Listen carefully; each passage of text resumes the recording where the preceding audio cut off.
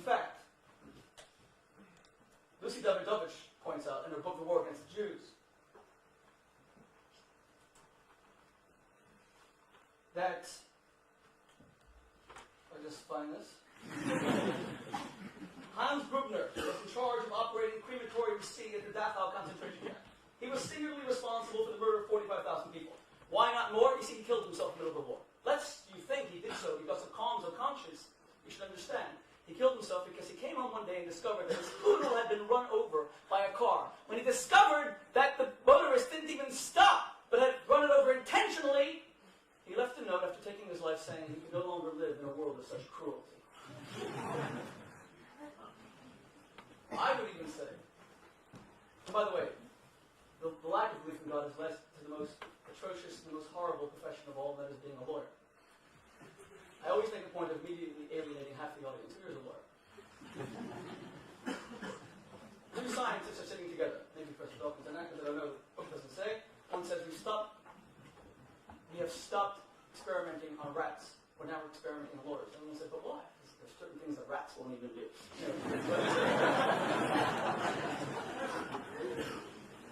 We all rationalize things that we want to get away with. What's the difference, by the way, between a catfish and a lawyer? You heard this one? One is a scum-sucking bottom dweller, the other is a fish. Anyway, now moving to my arguments. Ladies and gentlemen, if I were to ask you who is easily the most famous man, infamous man of the 20th century, you'd have to agree it was Adolf Hitler. But why? Because of his evil? Adolf Hitler taunts us and haunts us. He taunts us and haunts us because what he posited was an absolutely rational and logical world. Doesn't it make sense to euthanize people who are of an intellectual level of 2 years old, who will always just be a burden on the state? Give me one rational argument why someone who will always just consume unavailable resources should be allowed to live. Hitler made sense. If not for the Ten Commandments, which says, thou shalt not kill anyone, irrespective of what kind of life they pose, what kind of person they are, unless it's in self-defense. Unless we have that law, who's going to protect these people? Listen to these quotes. The more civilized Caucasian races have beaten the Turkish hollow in the struggle for existence.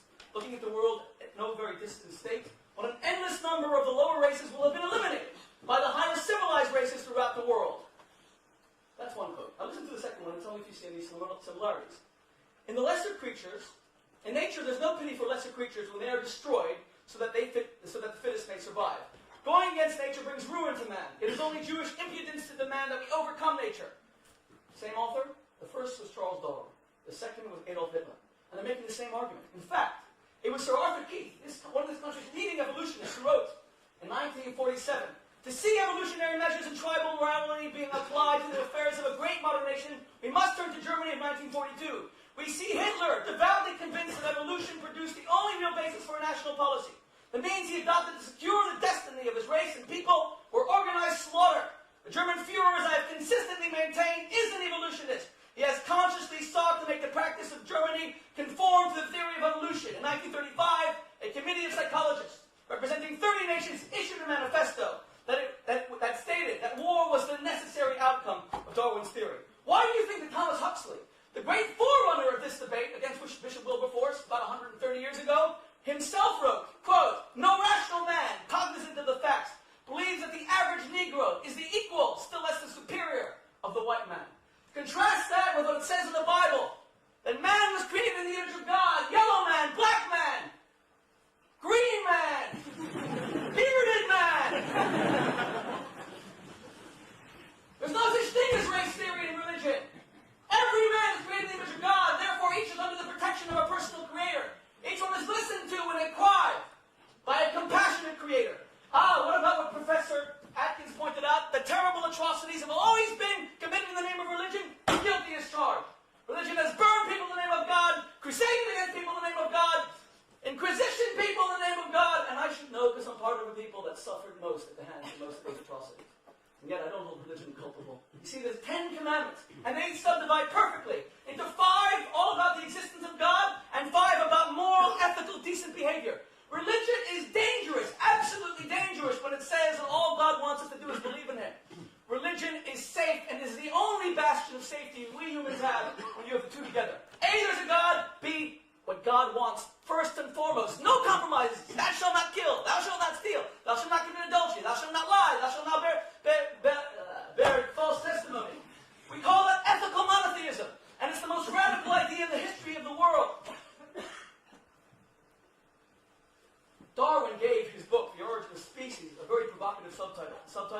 preservation of favored races, not species, in the struggle for life.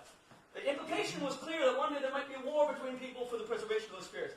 Francis Crick, a Nobel Prize-winning scientist, one of this country's greatest scientists, who Professor Dawkins recently interviewed on television, he understands, to take away religious morality, you got to give us new morality. You know what his ideas are? Birth should be redefined till 2 days after birth, so that every baby could be examined for defects. And if the defects prove too deleterious, the child could be eliminated with impunity because it had not yet been born. Similarly, people at 80 or 85, you didn't exactly say, should be declared dead. All of their property should immediately be inherited by their children because they are a burden to the state. We had a professor of medicine here at Oxford that said that at John Radcliffe, people over 70 shouldn't be given a hospital bed. And that makes sense. Don't you understand why Hitler taunts us? He's a rationalist. Do you really want to leave rationale as the guardian of your morality? Professor Atkins spoke about the fact that peace and goodness are evolving. You know why peace and goodness are evolving? Because in an age where you couldn't be a Roman emperor unless you were a conqueror like Caesar, there stood prophets like Isaiah and Jeremiah who made irrational, super-rational arguments in marketplaces that said peace should be what we should strive for. Did it make sense in an age where every military leader was crowned king? Did it make sense to say you should be forgiven and you should never take revenge? These aren't rational arguments. They're irrational arguments. Protect your own. What's even the argument for charity? Mrs. Lawrence, Frances Lawrence, in her manifesto about morality, said, education, education, education. She made one word about religion. I thank her for a great effort, but it's missing the key word. Why just one little sentence about religion? 35% of all the Nazi doctors who injected twins in their eyes to see the effect on the other, who did the most horrific experiments on Jewish inmates in Auschwitz and Birkenau and Gross-Rosen and Bergen-Belsen, these guys, 35% of them were PhDs. Education isn't what it's about, it's values. Robert Wright, I'm finishing. Philosopher Robert Nisbet points out that war cures the greatest human malady of all, boredom. War makes sense. If you speak to people who served in World War II, unless they've suffered a terrible injury, they'll tell you it was some of the best years of their life. It was exciting. And we have to posit a different alternative to cure people's boredom, because war also makes sense in that respect. Finally, if we speak about the atrocities in the name of religion, let's talk about the atrocities in the name of totalitarian, secular, atheist regimes.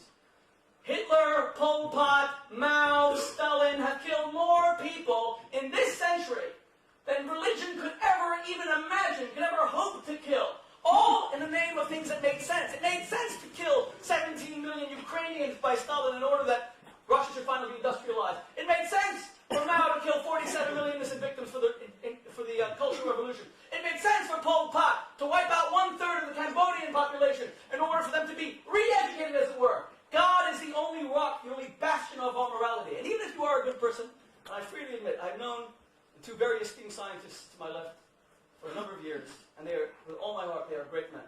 Men that I respect, men that have served as an inspiration to me. Even Professor Atkinson today was one of the nicest gestures I've ever seen, to be honest, in the years I've been in this university. But they get their ethics from religion. Unless they can somehow tell us tonight how all the things that I raised today make sense.